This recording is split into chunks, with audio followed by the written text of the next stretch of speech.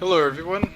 So we're here for the first match in our league, and we have a wonderful hand, right? This is great. So we get to go turn 1 Wild Nicottle into turn 2 the play Burning Tree Emissary, a Reckless Bushwhacker, and turn 3 Atarka's Command, and our opponent's on a mulligan. So we're gonna keep this.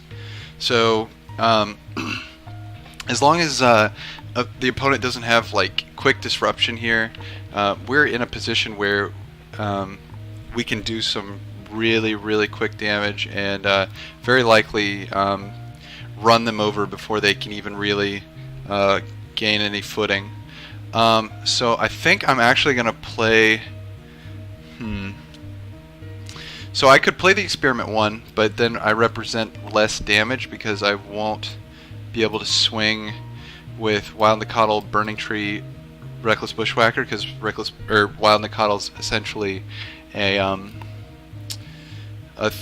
represents 3 power. But I think that's fine. I think I'm just going to play the Experiment 1 because Wild Nicottle represents, if something goes wrong with this, I'd much rather have a Wild Nicottle in hand than a dead 1/1 Experiment 1. So this is going to let this Experiment 1 start pumping up. So our opponent has a Bolt. That's fine.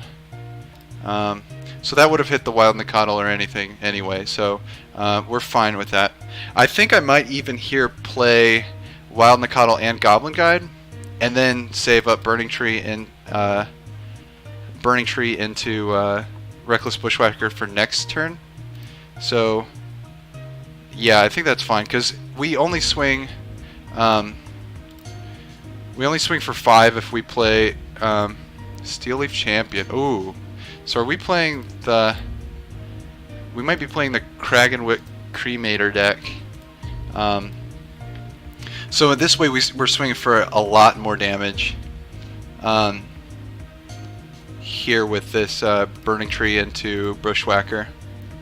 Yeah, so we're going to represent plenty of damage here. Alright, coming at ya. Fauna Shaman. Yes, we're definitely playing the Kragenwick Cremator deck.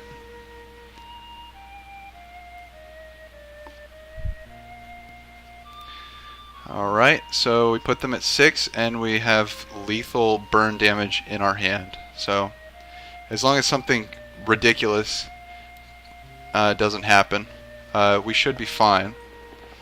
Bloodbraid Elf and a Noble Hierarch, sure. So they could swing at us for a lot, but they're not going to. So we're just going to swing out with our creatures. And it's going to force them to block.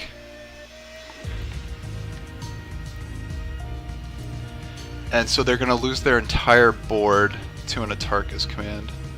Unless they... Okay. So they'll keep their Steel Leaf Champion in this scenario.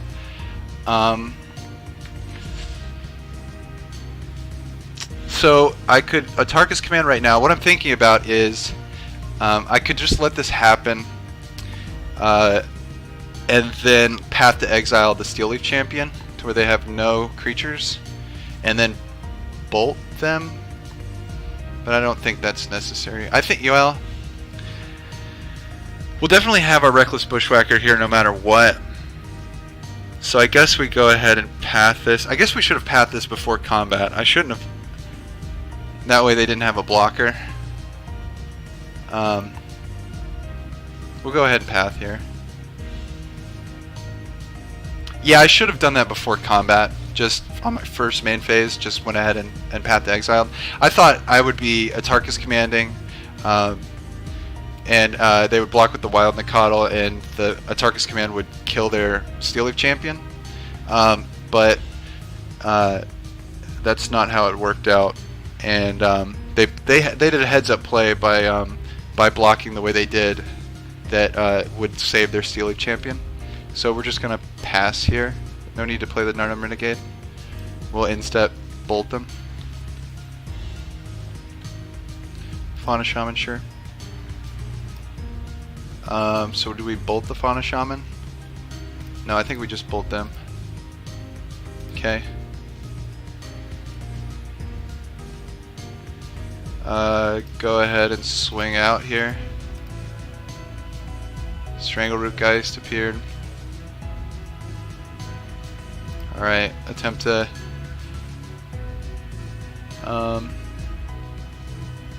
here. Okay, so we just win. So that's the explosiveness of this. So let's think about what we need here. What's this? So this is the Kragenwick Cremator deck. So we're just going to need a lot of creature removal. That's essentially what we're playing against. So Path to Exiles are good. Lightning Helix is fine. I think even Gut Shot. Let's look at Kragenwick Cremator deck. Yeah, what does this thing look like? So this deck is just a ton of creatures, we're definitely worried about Kitchen Finks. We're going to be worried about Slagstorm. And Obstinate Baloth. Just a lot of creatures that gain life. So again, Path is great here. Lightning Helix is fine. I'm not sure if I'm trying to think about if we want Gut Shot or something like that. I wonder if Grafdigger's Cage is actually excellent because of Eldritch Evolution and all the Undying creatures, or Persist creatures. So actually, Grafdigger's Cage looks amazing. And then we probably take out some of the maybe not a Tarkus Command just because it can be a Skullcrack when we need it to be. I'm not sure what we take out. Maybe shave a Zergo.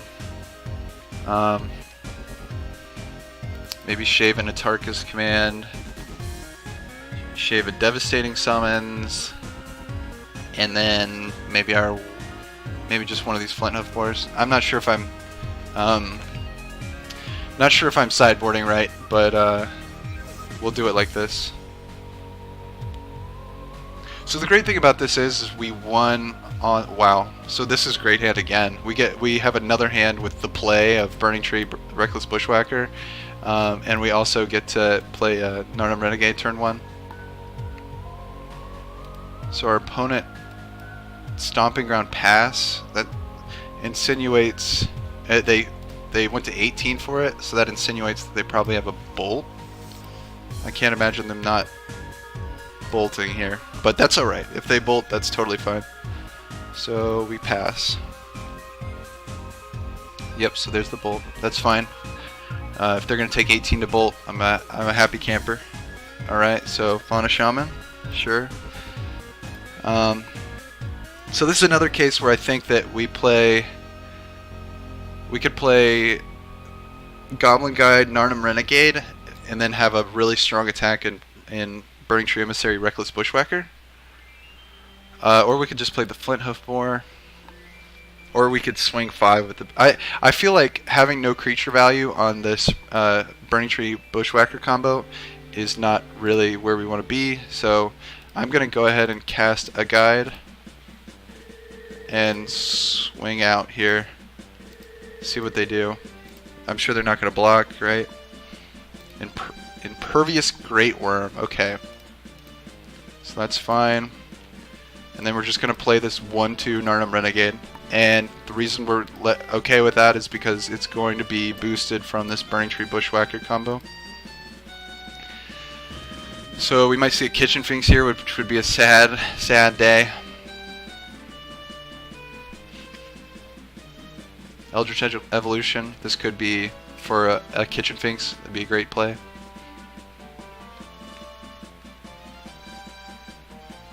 Yep, there it goes. Okay, so yeah, that's a good play. We're gonna have trouble beating that.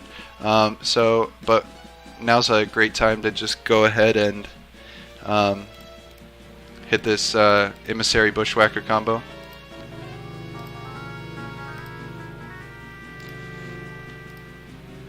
Alright, swing. Windswept Heath. So we gave them the 4th land. So Put him to 11 and pass. If we draw a land, we can play a Flint Hoof Boar and give it haste eventually, but I don't think that's where we want to be right now. Steel Leaf Champion, sure. Steel Leaf is pretty good. So they've got a nice little wall right here. Oh man, what a good draw. That was a great draw. So we're just going to go ahead and we'll path this Finks, or path this Steel Leaf Champion. And then we're just gonna go to town. We're gonna swing out. They'll probably block something and kill it, and then we get to play this Narnum Renegade with the Revolt trigger available.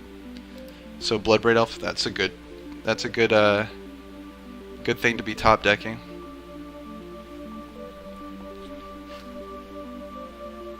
Opponent's taking. They should probably. Well, it depends on what they want to do. Narnum Renegade's a big deal because, you know, you're not going to be able to block it late game without losing a creature. Okay. And then we're just going to play this Narnum Renegade for its Revolt. Okay. And so there are a lot of live draws now. Like Tarkus Command would be just fine, and a land for giving Flint Hoof Boar haste would be great. Oh, a Tarkus Command. Look at this. Yeah, that's wonderful. Okay, we get to swing. What do you got on top? Steel Leaf Champion, sure. So our opponent's gonna take 5, right? 5 plus 3, so 8. Go to 2. I think we're fine with that, right? Yeah, let's do it. Put them at 2, make any burn spell lethal. Pass. Okay, they shuffle away the Steel Leaf Champion. I guess that's fine. What do you got, opponent? Can you beat the power here?